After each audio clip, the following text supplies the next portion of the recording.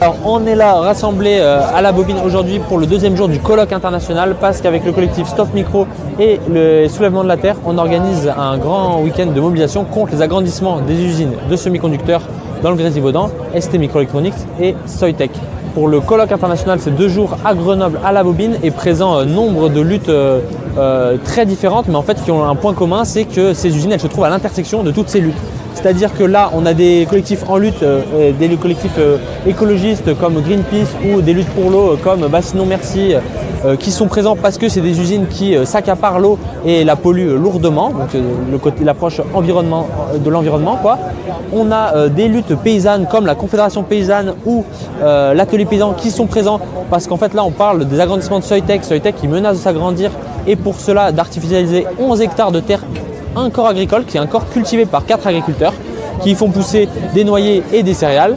Il y a aussi nombreux collectifs antimilitaristes parce qu'en fait ces 2 usines-là, Soitec et ST Microelectronics, elles participent activement au complexe militaro-industriel. En fait, la France c'est quand même le 2 ou 3e, ça dépend des années, exportateur d'armes au monde et ces usines-là, elles participent activement à ça.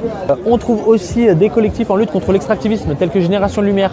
Parce qu'en fait là, pour fabriquer des puces comme celle-ci, on a besoin de nombreux métaux et minéraux qui se trouvent partout sur la surface du globe et pas forcément en Europe et qui vont exploiter des mines en Asie, en Afrique, au Congo, en Argentine. Et le dernier collectif, c'est les collectifs critiques du numérique parce qu'en fait, toutes ces usines-là, elles sont en train d'amener les nouveaux besoins de demain et de développer le numérique, les nouveaux faux besoins numériques de demain.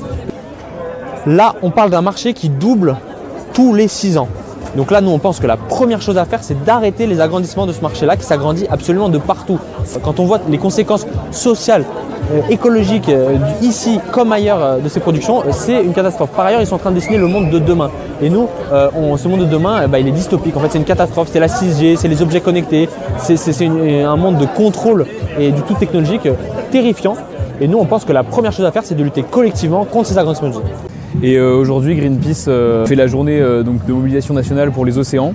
Donc en fait, en France, les aires marines protégées couvrent 30%, mais en réalité, il y a moins de 4% des aires marines protégées qui sont réellement protégées. Donc Greenpeace demande une protection réelle d'au moins 10%, ainsi que l'interdiction du chalutage de fond dans les différentes aires marines protégées en France. On profite de la synergie de toutes les mobilisations qu'il y a aujourd'hui.